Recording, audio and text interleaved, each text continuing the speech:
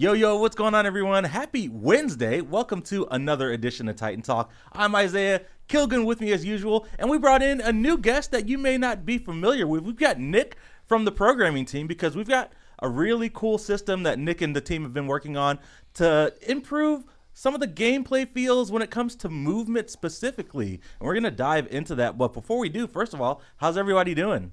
Yeah, I'm doing good. I got a cherry twist There you Alani go. today. Oh, I know Alani it's check at the early for the beginning of Alani, the show. but it just is hitting the spot today. I I know. was kind of in a grumpy mood before the show started, and then I took a sip of the Alani, and it just set me on the right track. Awesome, So. cool. How about you, Nick? Doing good today. A lot of great work going into this movement system. Glad we're finally showing it off and getting ambassadors taking a look at it.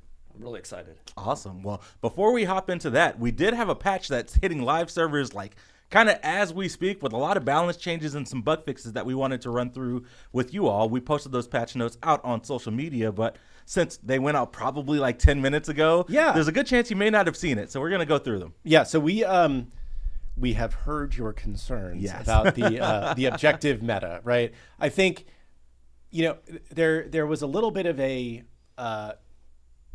maybe misconception is not the right word, but people were thinking that we had made these changes specifically to benefit new players, right? And from my conversations with the level design guys, who Matt Marcus is going to be on the show on Friday to talk about level design, this was never intended to be a new player thing. It was more to try and rebalance the objective health to be appropriate to the way that gold scaling had changed in the game. Unfortunately, it had a completely unintended effect of just making it too easy to blitz down objectives too quickly, in large part because of objective health, and then also because we buffed Sunbeam Bow, and Broggy's is really good, and Ama Aspect's really good. Yeah. So we pretty quickly did a hotfix to address this as quickly as we could. It has a couple other balance things that maybe snuck into it, but mostly this was meant to address that objective meta issue that people have been feeling. So there may be more balance coming later this week or next week or something. I'm not sure. But we pushed this out as early as we could to address the issue. So cool. Let's run through it. For God's Merlin, we adjusted the timings of his basic attacks just to better match his animations, and we made adjustments to Frostbolt's timing and blending just for better feels for people playing Merlin, hitting those combos, just to kind of make sure that he feels really good when he's weaving those basic attacks and firing the Frostbolt. For Conquest, the big one that we talked about, so we pretty much just completely reverted those base health changes to Fire Giant and Gold Fury. So Fire Giant's base health has been increased from 4,500 to 6,300. For example, at 15 minutes, Fire Giant will now spawn with 12,000 HP. Gold Fury's base health has been increased from 2,200 to 2,750. Fire Giant will spawn at 5 minutes with 4,400 HP. And then the Ancient Fury's base health has been increased from 2,560 to 3,200. And then the Pyromancer and the Naga's base health has also been increased from 1,800 to 2,250. And those will spawn at 10 minutes for the Pyromancer at 4,320 HP. So just a big kind of revert pass like Kilgoon was talking about. Yep. And you'll note that we tried to do a better job of explaining what this actually means for when the objective spawns as well than we did on our first notes, because we mentioned that we felt like we weren't clear enough about what the change actually meant back then. But we didn't for Ancient Fury, because the time of Ancient Fury spawning is variable based on how many Gold Furies you kill before then, right? So couldn't give you the exact number, but will spawn with more health. Cool. All right, moving on to item balance. Blink going to be getting a buff here. We're going to be reducing the cooldown from 240 seconds to 210 seconds. Again, kind of in line with the ongoing kind of experiments and tests that we're doing with Blink. Still trying to find a happy medium for the Relic, but in this version of Blink, we feel like the cooldown could be decreased just a little bit for more engages. And as we test it, we may find that it could be decreased even more, right? There's a lot of other interesting suggestions that we're still playing with. Again, this was kind of a quicker hotfix balance thing than we normally push out. So we kind of just wanted to step to the next phase of the test and say, hey, we recognize that Blink is maybe a little bit too long right now. Let's try it like this. Again, we don't think we're done. We're going to keep experimenting with this. I know everybody has a lot of feels about Blink. Absolutely. Sunder, another one in the Relic department, going to see a nerf. We're going to be decreasing that per level damage from 6 to 4. Got a buff in OB6. Pretty strong, so we're just tuning it back just a little bit. Yep. It could do a lot of damage to people. Yes.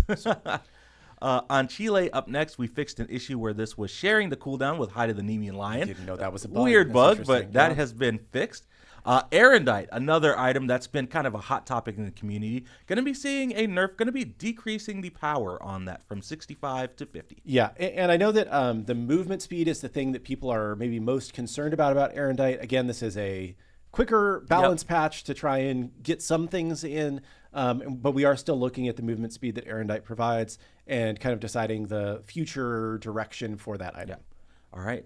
Avenging Blade up next. We fixed an issue where the movement speed and the shred applied to non-guard targets. So that should be another big fix, especially when it comes to the objective play. Feeling like those objectives were just getting shredded too quickly. So that should be a good fix there. And then moving on to another set of items that were really big in that kind of objective shred meta. Bragi's Harp and Sunbeam Bow both going to be seeing nerfs. Bragi's Harp going to be reducing the damage to structures and jungle boxes by 50%, and that same change is happening to Sunbeam Bow. Yes. Basically, we felt like it was a decent amount. Like, the damage felt good against minions and gods, but against structures and jungle bosses, it just could be used to get things done way too quickly. Yeah. All right. Another set of changes that we talked about on the show before. Yes. The Obsidian Shard and Titan's Bane shifts are live now in this hotfix. We've talked about them a little bit more, but they're going to be seeing an increase in price, but the penetration is going to be getting bumped up for both of those items as well. Yes. And do note that the tooltips in-game are broken. Yeah. So it will say 15%, but... yeah, I think it says backwards. Yeah, I think we flip-flopped it. Yes. Sorry. Yeah. But the tooltip says the wrong number. Yes. It is giving you 25%, and we did increase the cost accordingly. So we think that should help with some of this tank meta, especially like, once you get to like 3 items, right? Yeah. It can be very hard to kill a tank. Yeah. Cool. All right, and then last up for item changes, Warrior's Axe is going to be seeing a nerf. We've seen an emergent meta where this is being built on carries a whole lot, so going to be making some changes there. We're going to be decreasing the strength from 15 to 12, decreasing the true damage base from 40 to 30, but increasing that heal base from 20 to 30. Yep, when every role is building a starter item, it's probably just too good. Yeah. Generally speaking, our balance philosophy has changed, I think, more towards buffing than nerfing. But when you have just like one outlier, we like to try and rein that one back in versus buffing up everything else to that level. Cool. All right, that is it for item changes. Do have a few bug fixes that we wanted to call out. Merlin, there's an issue where his stances and the flat cooldowns weren't being respected properly whenever he's switching stances to other abilities, so that should be fixed. We fixed an issue where Merlin's ability 1, the effects would track dead enemies. We fixed an issue with Merlin's Elemental Mastery VFX. And then we fixed an issue with Merlin's ability and enemy coloration. So whenever your abilities on top of the enemies, the colors were looking a little bit off. So that's been fixed. Yeah, and I will say I've heard a lot of feedback that Merlin may be released a little bit weak. We are continuing to look at that as part of our balance overall. He is a little bit harder god to play, so it's possible that his win rate and performance will increase as people get more used to him, but it's also possible he is just a little bit weak. So we are keeping an eye on that. Cool. Well, that is it for the hotfix. Those patch notes are live out on social media and Discord if you want to, click the link and check out everything in detail, but should be hitting live servers just about now. So if you want to hop in and play with all the changes and give us your feedback, definitely let us know. But don't play yet, because you have to hear about this cool stuff that Nick is working on. Absolutely. So before we get into it, Nick, maybe just can you tell people a little bit about who you are, and because you've been on Smite for a long time. A long time, yeah. You were tech director on Smite 1, I remember. But yeah, tell people who don't know who you are just a little bit. Yeah, so I'm Nick. I've been on Smite for 9 years now. Joined, I think my first day was the release day of Jingwei. Okay. Oh, nice, yeah. So came in on that, and yeah, I've just kind of been a gameplay programmer on the Smite team for who knows how long. I was gameplay lead for 4 or 5 years, tech director for a couple years, and now I'm just advanced programming with Smite 2 and just kind of doing whatever it takes to make this product as great as possible. Awesome. Thanks for the little introduction. Nice, I appreciate nice. it. And then the thing that we're here to talk about today is movement. Yes. Which every time we try and have a conversation about movement, it's like talking about art, or music. We're talking about Kellen, how hard it is to talk about music. I think that movement's kind of the same way because it's a lot of feels and hard to put words to it. But give us kind of the overview of what we're looking at here. Yeah, so technology we're looking at is kind of the bread and butter of Unreal 5, and it's kind of their save movement system. It's this ability for the server to tell you what the game state is exactly, and it be the real authority on everything, but still give you the ability for your local client, when you push a button, for that action to happen immediately. You're not waiting on the server to say you're right or wrong. You're just acting, animating, affecting immediately, and the server will come back and correct you. And this whole system's about using the save moves that we track on your local client to correct nicely and get you back into the proper position the server knows you're at as soon as possible, with the least jittering and snapping and rubber banding as possible. Yeah, you see a lot of modern games use this. Smite 1 has always had a legacy of jank, Lovable jank, Yes. but a little bit of jank, yeah. And Smite 2 has the same artifacts, and we're trying to get away from that, and we're moving to this new save move system to kind of like, pave the way forward for the next couple of years, 5 years. This really is going to be what makes you feel like a responsive game. That the movement's tight, the movement's smooth. The responsiveness, and like when I hear people play test it, it feels like bread and butter. Like what was a move like Amma, we'll show some videos here in a second, but like, she'd get like these little micro updates while you're using your ult or you're using your dash, and you notice it, you feel it. And when it's gone, it just feels right. Yes. I'll say, like, there are there are people who are much more sensitive to movement, like little jitters and whatnot, and there are people that are much less sensitive. So you may or may not notice a big difference when you play, and it could depend on character too, right? Because this is primarily for movement abilities, not just running around as much, right? Correct. Yes, this is our dashes, our leaps, our levitates. People like Rama goes up in the air, Orchard goes up in the air. This is a movement speed over time, which you see in like our Stampede item, and a couple of characters who slow down for big impact abilities. Yeah, I'll say, like, when we first started testing this, two of the first gods that I played with it were Cupid and Amaterasu. And from the second I pushed dash for the first time with Cupid, I was like, that just felt so smooth, right? Like it felt a lot better to me.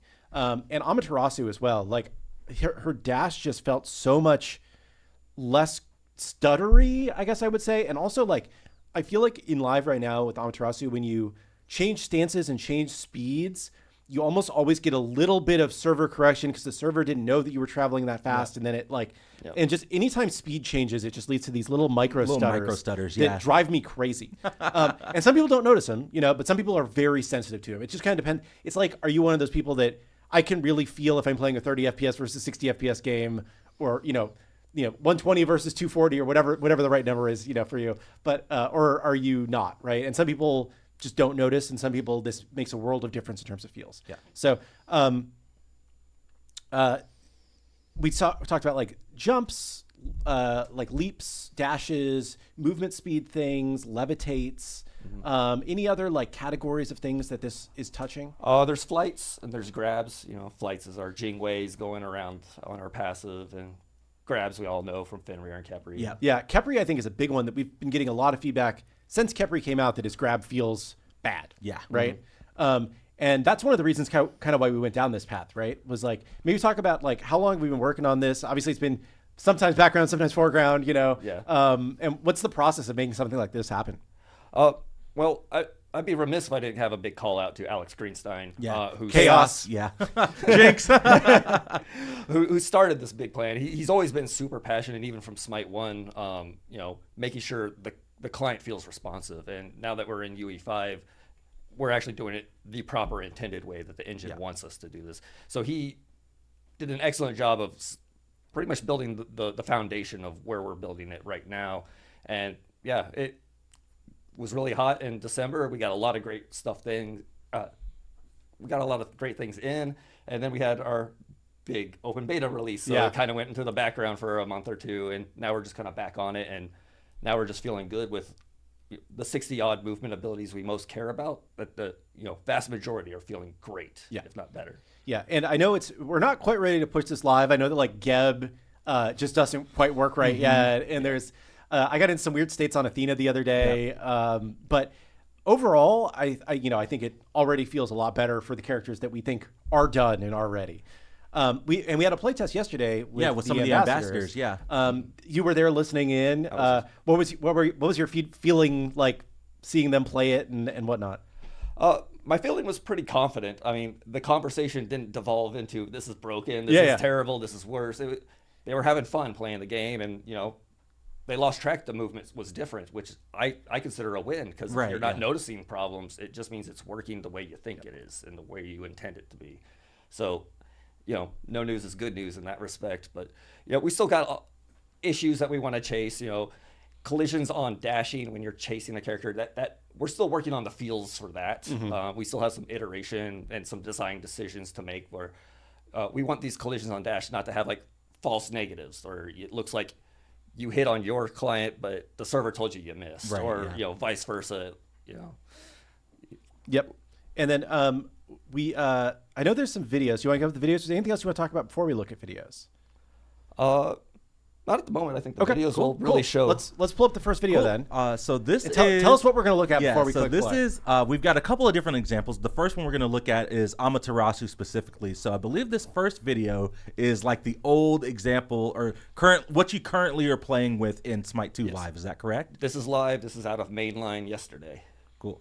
All right, so I'm just going to play the video. You'll see some capsules being drawn. These are corrections from the server. The green capsules are where the server wants you to be, and the red server is where it binds you at. So it's moving you these little distances every time, and you see these little jitters. This is a simulation of about 120 ping. Yeah, so if you're on super low ping, you might not notice this, but if you're playing on mid to high ping, you're seeing this. So again, let's watch it one more time. You're saying the green is where the server thinks you should be. Yes. And the red is where your client thinks you should be. Yeah. And if there was a yellow one, that means they're in agreement. Like we've sent a correction and the client happens to be exactly where the server was, and we don't need to take it. Yeah, even watching this, when she's like firing the ultimate, you see those little micro stutters you pretty see frequently. Model jitter on the frames. Yeah. Okay, so we've seen what it looks like currently in live. Now, this is the new example. I'm going to lower the volume just a little bit so we don't get our ears blown out. So this is the new example. Just look how much smoother it looks when she's firing her ultimate. Those two yellows were the server sent a correction, but they were good. The client was already adapted in the right spot in those. Yeah, so basically, like, in that one, we saw very few corrections, and the couple corrections that were sent were basically like, no, you're good. Yeah. One big correction at the very beginning of that last dash, and then two later corrections that was like, oh yeah, we did adjust properly, and we rolled back the movement. You'll see the red on the left there. Tiny adjustment, and then down the line, right on the nose. Yeah. Even some people in chat are saying, oh yeah, it looks so much smoother, which is great. Yeah, and one person in chat's like, I thought it wasn't working until you only got like 4 corrections. Yeah, and that's the thing, like, a lot of it is just like these little micro things that, like, once we roll this out, you may not even really like notice. You'll just be like, oh, some of the jank is gone, right? So which is good. Now we have there's another set of videos too. You want to set us up for those? Yeah. So these next two videos are just kind of highlighting the debugging tools we built on the back end.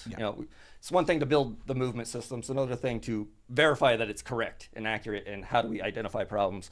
So we put in a lot of like debugging colorization, and you'll see that we're tracking the trail of the character with some arrows, all their positions and all that. And there's some lines above the character's head that's kind of showing up over time where the character was and where they're going. So in these two, what we call tweens, they're leaps.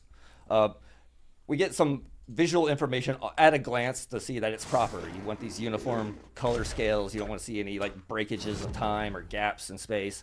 And what's cool is we can see this in real time in our editor, and when we see a problem, we can record it. And this is what the next video is going to be about. If I record this data, I can play it back. Right. I could go back step by step, frame by frame, and see all this positional data, all the state data, what this tween's doing, this leap's doing. You'll see down at the bottom, this is my timeline of the different movement abilities that are going on. I do the wheelish leap off of Suku here, and then the backflip over the head. But we have this timeline, and we can scrub frame by frame and see oh, did we have a correction?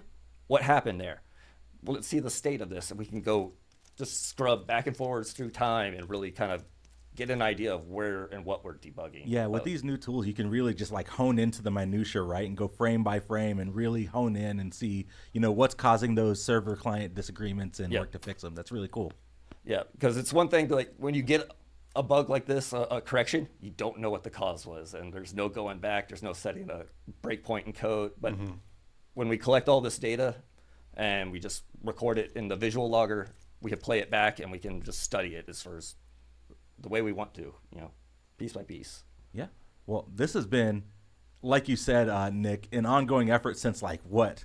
December of last year, right? Yeah. That we've been working towards, and we're getting really close. Like we said, we had a playtest with ambassadors yesterday, got a lot of good feedback, got a lot of good notes to go back to the team and work to address. But I think the plan is we're going to cook a little bit more on this and then hopefully do a flash test at some point with the larger player base just to get some more feedback, right? Yeah, I think, I hate to do the when it's ready, but I think when it's ready is the best we can give right now, because this, Nick is smarter than me and can talk about programming problems better than me, but this is one of those things where it's not like it's easy to estimate how much work is remaining to get this to feel good, right? It's not like I'm building out a UI screen. I know how much time it takes me to build each widget. I can calculate it will take me X days to build a UI screen. This is like theoretical feels. How do I deal with these weird edge cases in an elegant way with novel tech? And sometimes that can be done really quickly, and sometimes that can take a long time. But we've been making a lot of progress over the past few weeks. I think like over the next week or so, we would love to do a flash test is where we would like to be. But will we be in that place? Hard to say exactly yet. So yeah, we're optimistic. We feel like we're a week away, but that a surprise mountain can get in our way. We want it to feel good. Because in reality, it's not something we can just flip on and off. Right. Like this is when we're going in and we're releasing this, we're kind of going in full tilt here. We're going to be using this, and it will be the first iteration when we release it. Absolutely. Like we will iterate on this, and we will be listening to your feedback, and we're going to be finding the edge cases y'all see, things we might know of, but things we're certainly not aware of too. And we're going to be cranking this out week after week, hot fix after hot fix, trying to make it and improve it better, because this is our future here. This is really what we want this game to be. Absolutely. Yeah, I think it's like it's again hard talking about feels, but I think that once you guys feel it, hopefully you'll either be like instantly, oh, this feels better, or this feels the same. I don't know what they're talking about. Which is either one is perfect for us. It's just if you think that it feels worse in some way, that's where we start to worry. I think one of the big things that like we are still getting feedback feels worse is like Sobek pluck. Sometimes plucks like a little bit through a person right now, right? That's those collisions on dashes. We have some design decisions to make there. Yeah. What's been the most interesting little bug or problem to solve as part of this so far? I mean, the whole problem is thinking four-dimensionally, because the server's telling you to rewind time and kind of replay back things, and it's what's interesting is kind of like resetting your character state and simulating your past move states all in one tick, and just trying to get back and like just kind of like stopping everything and playback in the middle of a game. Yeah. It's really interesting of how it's all interconnected and how like really exact you have to be with the data and information. So I'm not not a programmer. But like I know that like fighting game people are all about like it's got to have the rollback netcode. Is this kind of like that? Is that a way of describing it? It's analogous. Okay. I would say like rollback netcode in fighting games is like more of a proper name. Okay. This is the same movement system in Unreal, but like you can draw a lot of similarities to that. The intent is the same. Definitely. It's to make you feel like your movement happened on that button press on that frame 0, and it's gonna just push you back if it's incorrect due to latency. Yeah. And it's been interesting too. Like I think players often don't understand how everyone is seeing their own vision of a game at any given time. Right. And sometimes we, like in our dev playtest, it's like, what happened there? I hit you with that. And then we watch it back from both people's perspectives, and we're just in slightly different places because there's always going to be a slightly different perspective on everything from everybody's different perspective, and it's like, how do you align those with the server, and how do you not correlate, but how do you like collapse it all into like one? This is the point of truth. Yeah. So anyway, I think it's really interesting. Maybe I don't know if there's any questions from chat about this or about anything technical in general or gameplay programming related. Wise. Yeah. Because I think that was pretty much all of our quick hits we wanted to talk about today. So we can go ahead and open up the floor for questions since we're about halfway through the show. Yeah. And I will say, we also did have some, while we're waiting for some questions to roll in, we did have some people playing on the Ambassador playtest last night on higher ping. I think Flareboot was playing from the UK, and someone was playing from Washington State, I think. And I think they said it was probably more noticeable for them, right? Or at least it felt really good from their perspective. That definitely makes sense. Latency is a big factor in how many corrections you see and how far different you are from the server state. Katao was one of them. So he can give his feelings in chat if he wants to chime in. But, yeah. Would this rollback kind of stuff help in improving the my ult went off but didn't situations? No. So right now it's specifically for movement functions. Theoretically, could you expand the system in the future to function more on like ability casts, or do we feel like that part is pretty good right now? With ability casts, you still want the server to be the authority. Okay. So we could start your animations, but the server can inevitably tell you, no, that didn't happen. You were either, put away in a Freya banish. Or... Right, yeah. Yeah, that makes sense.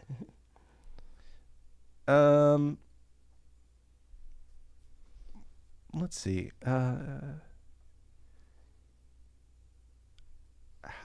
Sorry, I'm trying to find technical questions. Let's see here. Teammate body blocking and collision still feel kind of bad. Is this new system something that fixes that?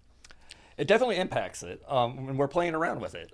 We noticed a week ago that body blocking and character just kind of interacting, penetrating, and bouncing off of each other was a little weird and awkward. That was kind of like the first playtest results is like, why does this feel weird when I'm running behind this other character? I think we've addressed that over the last couple of weeks. I've heard not as many people talk about it. So I think we're back to parity with Smite 1, but there's still room for improvement there. Yeah. We're in this zone. It's just not quite a blocking first priority at the moment, but yeah, we're definitely working on that as well. Cool. Yeah, I would say that like from my experience playing it, I think it does feel better around anything that you're colliding with. Yeah. But even if that like it's not the main part of what we were trying to fix, but it did feel better from my personal perspective. Yeah, we made a recent correction to like how deployable walls like Ymir's wall and Chalk's walls, like when you're walking into them, it feels good now that when they drop it, you're not just shooting forward. What band shirt do you have on? Oh, this is Mastodon. Mastodon. Great heavy metal of Atlanta. Bad news is Brent Hines left the band. Yeah, yeah, I just saw that. There was a question about, does this fix some of the janky issues with Pele ult and Bologna shield bash? I would say yes. Bologna shield bash to me feels a lot better in this stream. I haven't played Pele, I don't think, in this version. So, but I would assume it's similar because it's that same kind of technique. Yeah, Bologna, I've definitely felt the difference on, and she's much better. Let's see. Will this change make enemies' abilities look strange or have hits that look off from our perspective? No. It should really only be impacting your local character. Cool. What you're seeing from everybody else is still the same old what the server told you it was. You're not simulating them. You're just getting the server updates. So everyone else will look the same. Like that should be pure parity from what we've had this week and what is live right now. The big change will be to how your local character plays, feels, and moves. Cool. Oh, will this help with blinking mid-movement ability? Yes. I saw clips of testing that. I don't know specifically Pele ult, but I would assume, because I saw like blinking mid Odin jump, as we were testing, and it looked much smoother, in our playtesting. Yeah, this was one of Alex's early focuses back in December was, blinking straight into an Odin leap and blinking right after you land from an Odin leap. And he did a lot of caretaking there to make sure that felt good and like all the events were honored and you weren't blinking from your origin when you landed from your leap. Yeah, there's a lot of goofy stuff that can happen when things go wrong. But yeah, Alex made that system very great, and we've been leaning on that solution since then. An unrelated question about Win Baron aspect. And he's asked a couple times, so I'll just quickly. We're still cooking. I don't think we're quite ready yet. I don't know if it'll be in the next major update. Maybe not. Yep. We just haven't gotten it into a place where we feel like it's fun and worth shipping yet. But we do have Merlin's aspect coming out on Friday, and Yemoja's aspect coming out on Monday. So a few aspects to look forward to.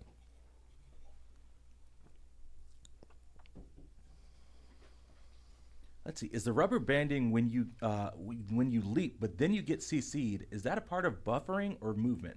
How do you get it to feel more like Smite 1? So I believe you're probably referencing CC buffering and the change that we did to where it no longer impacts leaps. That should be feeling a little bit more to where it was in Smite 1, just based off of community feedback, right? Yeah. So we did away with being able to leap through CC. Yeah. Because people were complaining about it. Although recently I've seen feedback saying bring it back. Yeah. So it's always people on both sides of things when we let you guys test things. So it's always an interesting discussion. Yeah. In terms of like the new changes, do they affect CCing while movement abilitying? Does that like being CC'd while moving? Should that feel a little different now or? Different? Hard to say. Okay. It should be more correct on the movement, I'm hoping. Okay. Like if a slow or a stun or a root puts you in place, it should put you back into the proper place more immediately, more quickly. Awesome.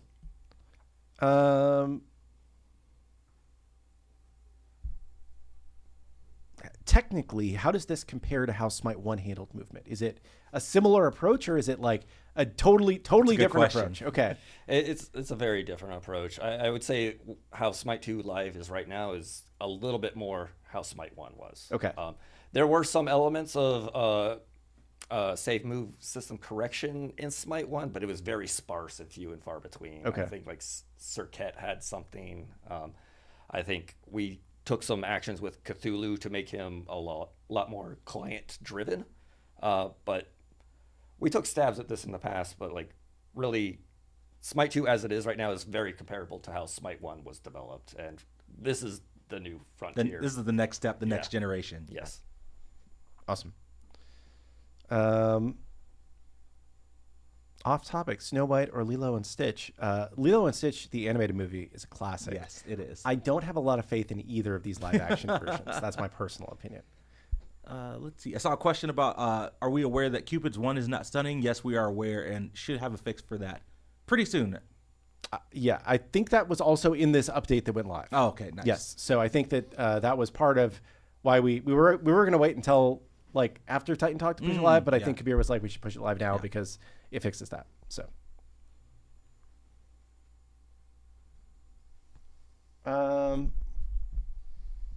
does this affect Cersei's? Yes, it should, because that is a movement ability. Yeah. So, will this movement change be noticeable to all players or only old players that can feel every change? That's kind of a subjective question, you know? I think not old players, but if you're a regular player and you know how it feels, you're going to feel a difference. Yeah. If you're in a low latency environment, like your city is just far away from where our servers are, you're probably going to feel this more than somebody who's right on top of the server. Yeah. And I think that the other thing is like, if you're a new player, you might not notice that it's better, but you won't notice that it feels bad. Yeah. So, I think it's just a general improvement. Buff Mulan. I have not heard that request. That is interesting.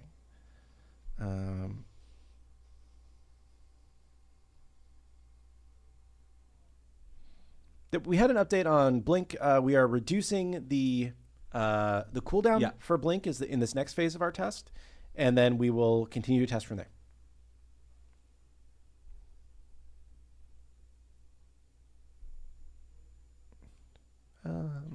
Does this also affect the movement of projectile abilities like Bari's bells? No. Cool. It does not. So just character movement. Just character movement that you're locally controlling with your controller and keyboard. You're not controlling the bells, so you're just getting the updates from the server for them. I thought you said it did affect Tusky though. Is that like a weird edge case or? No. Okay, maybe Dustin. Maybe I'm just remembering. If you were the Tusky, yes. Okay. Yeah. Ooh, new Artemis aspect. I like it.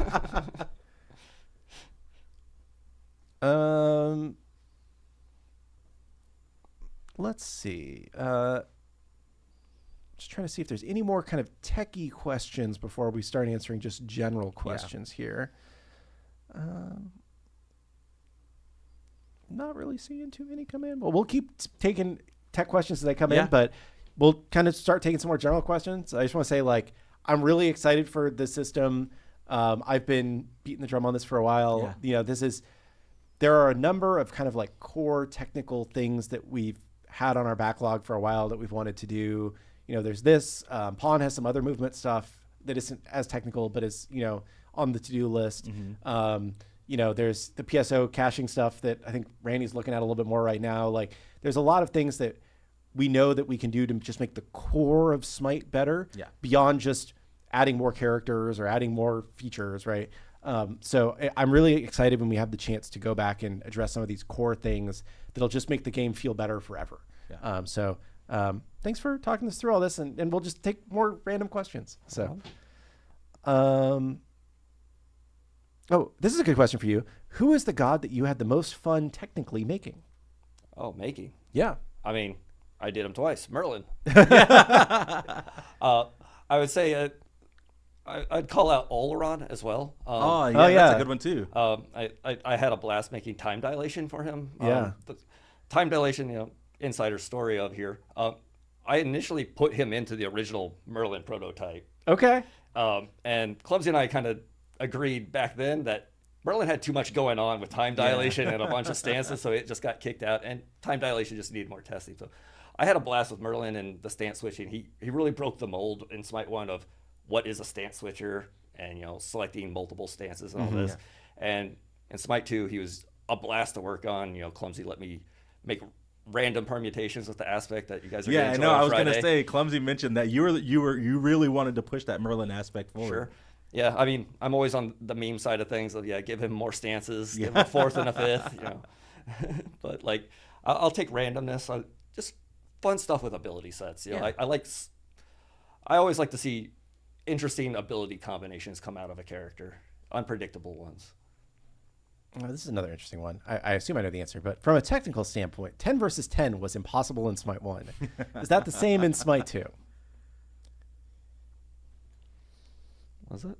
So 10 versus 10 instead of 5 versus 5. Could we technically run 10 versus 10? Obviously, there would be major performance concerns with 10 gods on screen doing abilities and like that. It might not run on everybody's computer, which I think would probably be the biggest concern. But other than just performance, is there anything keeping us from doing a 64-player battle royale? Or I mean, performance is the thing. It's always you can't just take away the thing. Yeah, it's funny. It's like I suppose I am dismissing the most important part of it. But I guess it's a. I remember like in Smite 1.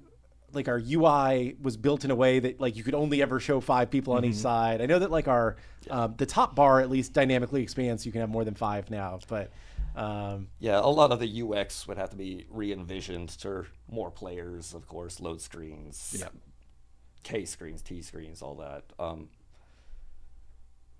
This question that we joked about a new Artemis aspect, but could we ever see multiple aspects for one god? I think we would say never say never, right? Like we designed the system in a way that we theoretically could add multiple aspects for a god, but we think we'd rather make sure every god has at least one aspect before we start thinking about that. And maybe, year 3 or whatever, at some point in the future, right? I remember like Paladins has talents, which are kind of vaguely similar to aspects. And like the game, I think it had 2 talents for everybody at first, and then it had 3 talents for everybody, and then it had 4 talents for everybody, and then that was too many, so it went back down to 3 talents for everybody. So I think that like there is a point of diminishing returns and maybe even point of too much, but potentially in the future we could add some more. Going back to the movement updates, will these changes help with client desync when walking around and stuttering constantly? Yes. Ideally, yes. Awesome. Do you have a personal favorite movement ability? Oh, tricky.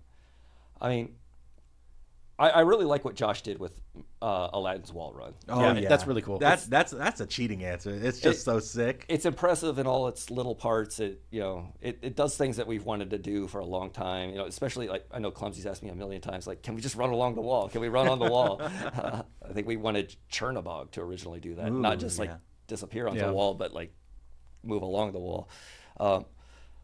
So yeah, that's definitely one. I'm trying to think of a Tsukiyomi. Oh yeah, He's not in Smite 2 yet, but like I loved his ult dash. I had a blast. I bring him up on the show like at least once a month. I'm like, yeah, he's one of my favorite gods in Smite 1. He's just so fun to play. What's the hardest thing that you've coded for either Smite? The most challenging technical problem? Time dilation was way up there. Yeah. Unreal has its own embedded time dilation system, but what makes it challenging for us is getting all the pieces together. Yeah. It's not just say you're time dilated. It's you, your effects, your sounds, everything related to you, and that includes like projectiles and everything related to projectiles and deploy. You got to get all the pieces together, and you got to get them all in sync together. And it was very hard, very challenging, and I don't think we nailed all the answers, but we nailed everything that made it core and fun. So like definitely time dilation was the most fun. Other things, Kleena moving into the walls was fun. I saw someone in chat asking about Kleena and the process for her. Yeah, Cthulhu's insanity tentacles. Yeah, placing those in the worlds were a fun piece of tech. Weird correlation there. Kleena's walking into walls and Cthulhu's tentacle tech, same tech. Nice. That's interesting. Cool. It's just this weird little thing to query the world environment. And Unreal 5 has some good systems embedded in it for querying the environment, so we don't actually have to restand up that entire tech stack, but like really just kind of tap into what Unreal 5 has for that. Awesome. There was another question. Is there anything that you miss from UE3? Spent a long time in UE3. Oh man, it's okay if the answer is no. Yeah. I think it's just a few little debug tools. Nothing in the front end. That makes sense.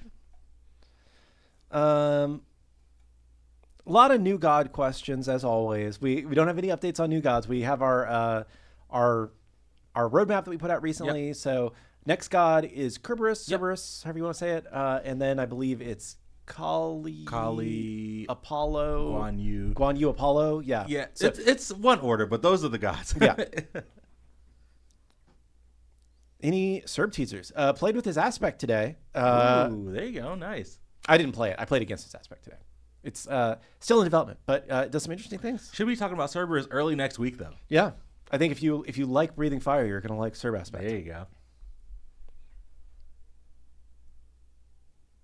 go. Question for Nick. What do you think the main things that are holding back performance in Smite 2 right now? Oh, that's a big loaded question. It's a loaded question, Yeah. I know. I know Jordan's looked a lot deeper than I have. Yeah. I've been mostly on the stability, gameplay, movement side of things for a long while, but performance-wise, it's okay if cloth sim and lighting are always tops. Number of minions we're simulating and drawing also tops. Kind of how we've broken up the map. It's one big map. We could section this off and get some better culling on the CPU side before we even send it to the GPU of what if we had order side left lane, order side mid lane, order side right lane.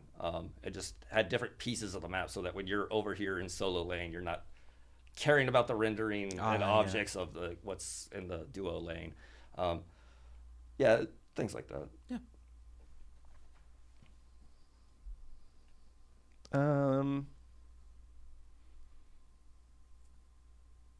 Updates on new player experience. We're continuing to work on it. I don't have any specific updates right now, but we are theorizing a lot of things internally right now to see how we can try and make it a little bit better.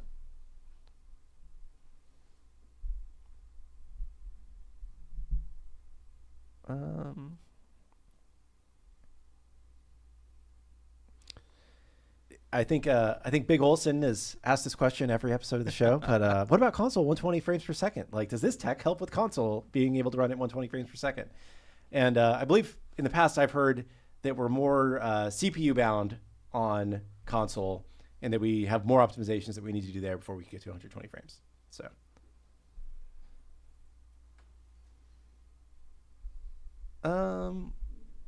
A lot of the Divine Legacy skins I should have are locked. I logged into Smite 1. I made a ticket that never got an answer. I would say put in another ticket, or if you still haven't gotten an answer, I would ping Radar on one of the many social channels, and he might be able to help you out. Assault news ? Tune into the show on Friday for news on Assault. News on Assault on Friday. Exciting things, I think.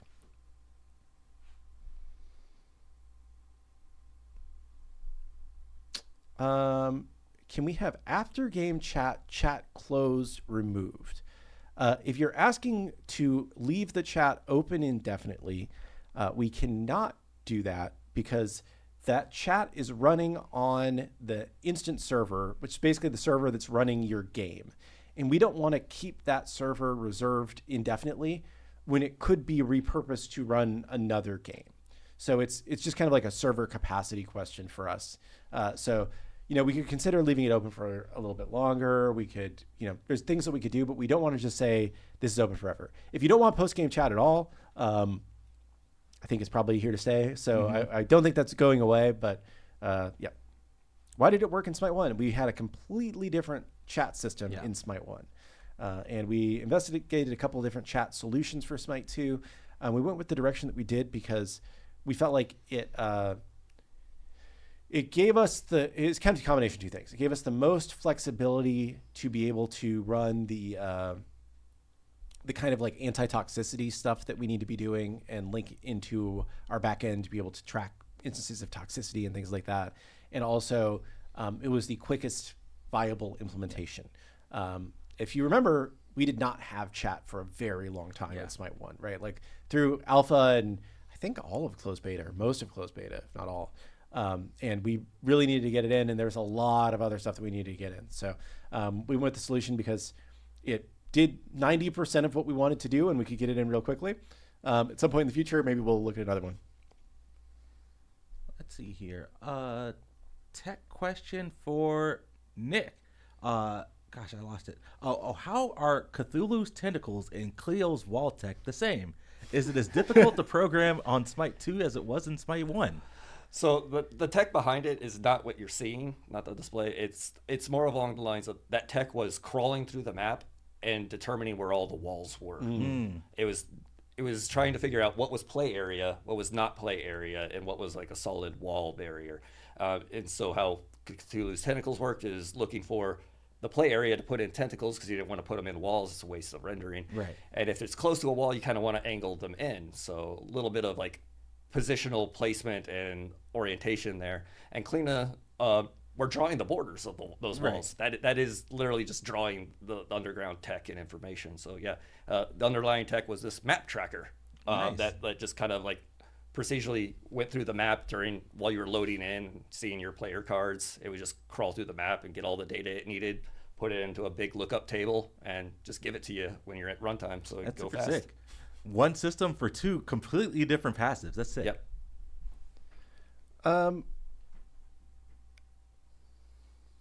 Sorry, I lost my point here. I tried reading another question while I was trying to say a question out loud, which is generally how I end up just confused looking on this show. There is a question. I don't even know if you worked on this, but Smite Cart, chat's favorite mode that we did. I know that movement was something that we were not pleased about in the version that shipped, but like, how did movement work in that? Is that something that we could do in UE5? Would we do it differently? Like, any general Smite Cart thoughts? Oh, we could do it way better. Okay. That's exactly what Clumsy wanted to hear. I know, yes. right? Yeah. How much did he pay you before you came on the show? Travis is saying the movement was perfect. Travis was complaining to me about the movement. It was not perfect. What are we talking about here? Yeah, it was just using bare character movement at a certain point. I think if you grazed the wall, you'd come to a complete stop. And yeah, there were so many little niceties we wanted. Yeah. I think that like it was very fun though. It was a cool mode. It was beloved. Not that many people actually played it, but it was a cool time. We're lucky Clumsy's not watching the show today. You know.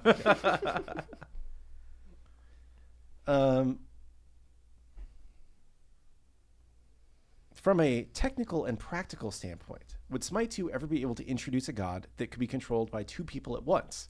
One does movement and the other one does abilities, or they both have two abilities. So Cho'Gall from Heroes of the Storm is the frequently cited example of this. I think technically nothing really barring. Design-wise, it's very incongruous with the rest of the game. Yeah. Especially like lobby select. Right. How does that work? Like I think you could do something like that where somebody's controlling the locomotion and someone's the gunner pilot on top riding on a shoulder or whatever. I've seen other games in our near proximity that do similar things. Were there any ability blueprints that you had to completely rebuild to make them work with the movement system change? Not yet. I've definitely been looking at Geb. Geb rollout is he's a unique little monster. Unique little rock, you know? You think just rolling rock, just leaping out of it, simple. No, there's a lot of moving parts, a lot Especially of legacy. since it's like a ramping movement speed. Yeah, there's a lot of things going on in that underneath the hood, and that nothing else had to touch or rework. You know, little pokes here is like, you know, stop doing this, turn off this checkbox. Like, this is good now. Geb's one has been the one that's sticking point in my side of like, I want to rework this. I'm trying not to, but I want to.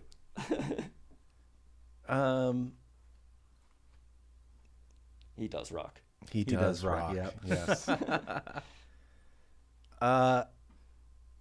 This is a very open-ended question, but how weird or complex could a future design get since moving to UE5? And I think that like it to some extent it's kind of like what we can imagine, and the more realistic limit is probably just like how much time we want to put into a character, right? Like, because there's some things that we can do pretty quickly. There's some things that's like, I mean, people have made just about every kind of game with UE5. Like, we could do something, but it might take us a long, long time to do it.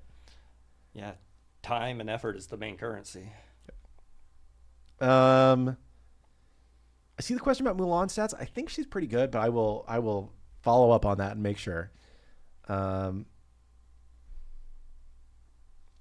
much has Aladdin movement benefited from this change? I know that his wall run was one that was a later. It took a little bit longer to get working right, but any feels on how it's gotten better?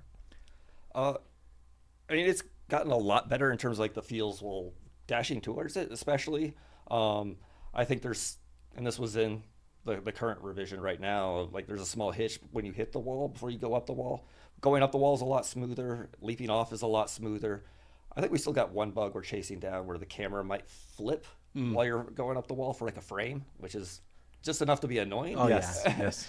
But yeah, like the smoothness and, you know, the fact that he's going where the server needs you to be and we're leaping where you need to be, it feels a lot better on that respect. But there's still the tiny little friction points there that we're keeping as parity, you know, not by choice, but a bigger system needs to be in place to make it perfect. Charon has never been mentioned in a Titan talk. I think we have talked about him a little bit, yeah. But I don't think we've ever talked about like, is he a difficult god to bring over? I know that he has like kind of a unique animation set because he's on the boat. I don't know technically, is there anything crazy about him? I can't think of it. Not really. Yeah.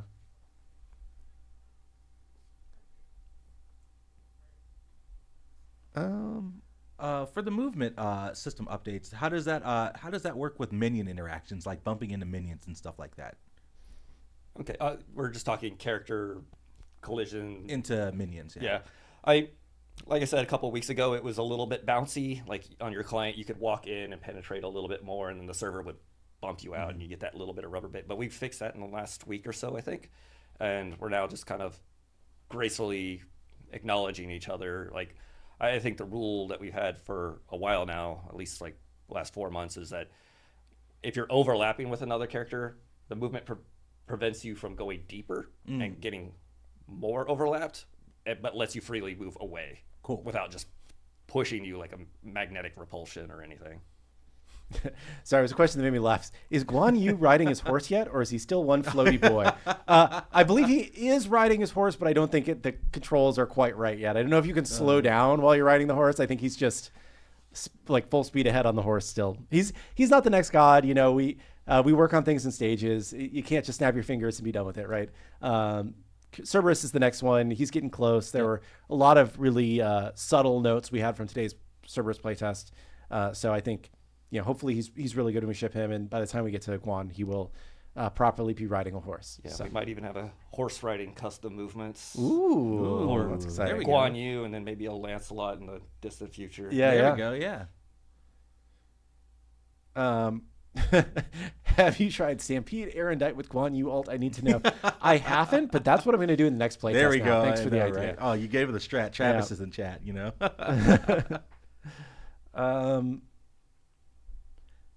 I know y'all are slowly working on the bots. Is there any chances of getting them to be more aggressive? I'm guessing you mean like the hard bots, or not the easy bots. Is that what you're asking? And if so, I would say, yeah. I mean, we can change the bots in many ways. I don't know what design and programming think is best for bots, but theoretically, yeah. I've seen this same question in different forms in chat, but it's for Nick. Like, what's a new gameplay mechanic or feature that you weren't able to do in Smite 1, but you would think would be really cool in Smite 2 that you'd like to work on? Character swapping. Ooh, okay, nice. This isn't a plan, but I'll throw this hot idea out there. Okay. That's what we do on the show. We just Right? do some live design sometimes. But you know, keep Conquest pure, keep Arena pure, but like maybe Assault every 5 minutes you could re-roll. Oh, That'd be For cool. a cost In of game, gold. huh? That'd be fun for Yeah. me. I like it. I know a lot of people are like, I would just love to be able to swap characters from within practice and not have to leave practice and then come back, you know? Sure, So okay. Chat saying let him cook. Oh, you're on to something, Nick. we will not be talking about that on Friday when we're talking about other I assault know, stuff. right?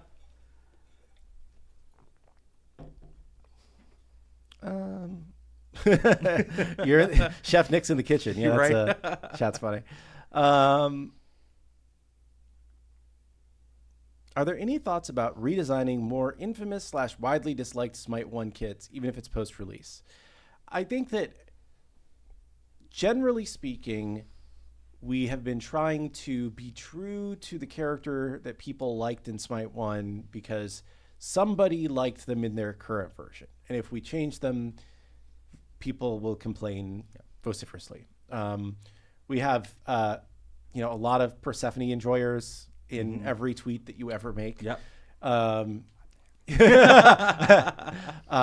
think the only like full rework that we've ever done that was positively received was Loki. And that's just because I think the whole community agreed that it was really annoying to play against Loki, and he wasn't actually very good. He was just annoying. Yeah. Right.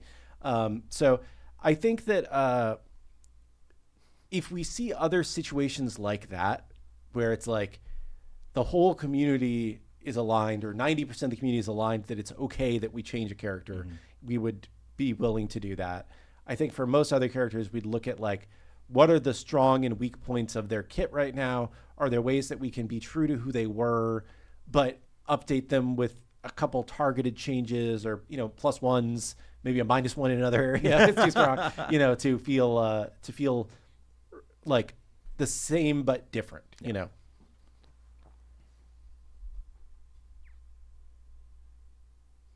There's one person who hates the Loki rework. So yeah, I guess even that one was not positive universally. How hard technically would it be to pick and choose different abilities from different gods and put it on one god? It's tied to the god right now. So, or is it separate? It depends. Oh, That's an idea I've played around with in my head of like, the build your own god kind of idea. You come out, he's like, oh, what's my Zeus one and my Herc 2 and all that. That's cool. It kind of comes down to some abilities would just work because they're just standalone. They're pluggable. You can slot them in and they'll work. A couple of abilities do have the character in mind. They're talking directly with a specific character class. It might be casting to Athena and be using something specific on Athena's blueprint class. Those don't just slot in. So it's not like 100% across the board as is today, but like it could be a thing if we went back to the drawing board on many things. But like it would take effort. But it's something I've dreamed of for a long time. Of what's a build your own god? Yeah. Awesome. We're at 2 p.m. 2 p.m. You know what that means? One more question. Sorry, Nick, we didn't debrief you. Yeah. before. So each person picks one final question. So you get to pick a question from chat. I'll pick one. Isiah will pick one, and we'll roll through it. And then get back to work on all the movement updates. I actually have a meeting that started at 2, so I'll be slightly late to that. Let's see.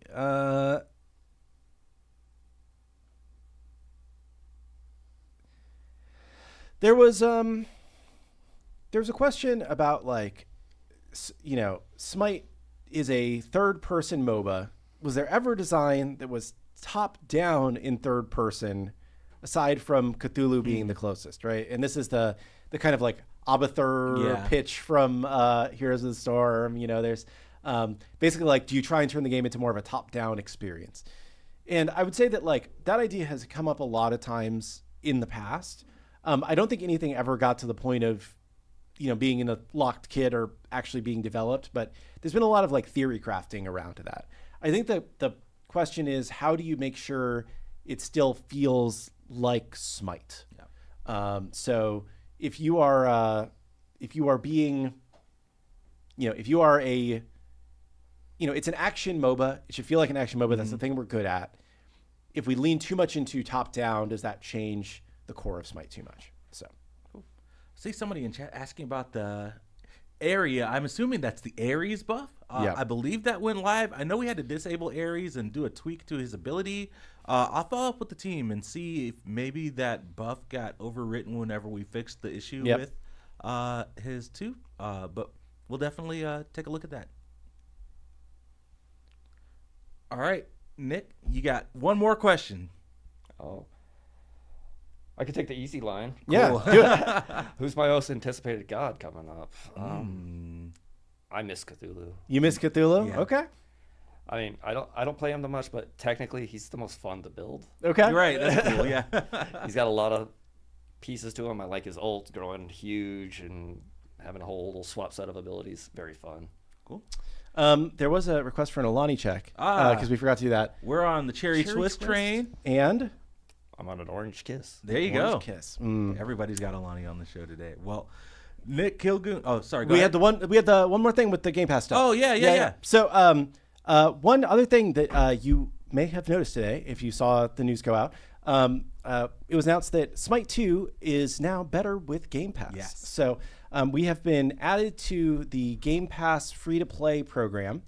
And if you log in with Game Pass PC or Ultimate on Xbox or on the Windows Store Xbox app version of the game, you will get the green Hecate skin. I forget what the name of it is. High Velocity Hecate. You will get the GG emote. Yep, and the OP title. The OP title and 5 god unlocks. And it's 5 specific gods that you get. I think it's Hecate, Hercules. On her, I can't remember all of them off the top of my head, but yeah, there's 5 different gods that you get. Yes. So and then once you have logged in on either Xbox or Xbox app, then if you log in on a different platform, you will continue to receive those rewards for as long as your Game Pass subscription stays active. You may have to log in every once in a while on the base platform to refresh your authentication or whatever, but it's not like you don't have to. You don't only get the rewards on that platform, but you do have to log in on that platform to get the rewards initially and make sure your accounts are linked properly. So so any way to get those on PC, if you are a Game Pass PC subscriber or a Game Pass Ultimate subscriber, you log in with the Xbox app. There's a version of Smite in the Xbox store. Log into that. Make sure your accounts are linked properly with your Xbox account on link.smite2.com, and you will get the rewards there. So that's the last thing that I had to add the show today. So Well, Kilgoon, Nick, thanks so much for hanging out with us over the past hour. Talked about a lot of cool stuff. I know we're really excited about the movement changes that are going to be happening. We're still going to cook in the background, and we'll definitely let everyone know whenever we're ready to flash test with all those. But until then, Balance Patch went out a little bit earlier today, so if you want to hop in the Smite 2 Battleground and live, try out all those new changes around jungle pacing and leave us your feedback around objectives, we'll definitely be keeping an eye out for all that stuff. But until then, we'll see you on our Friday show where we'll be talking about Assault. So hope everyone has a great rest of the day, but until then, we'll see you on the Battleground. Peace!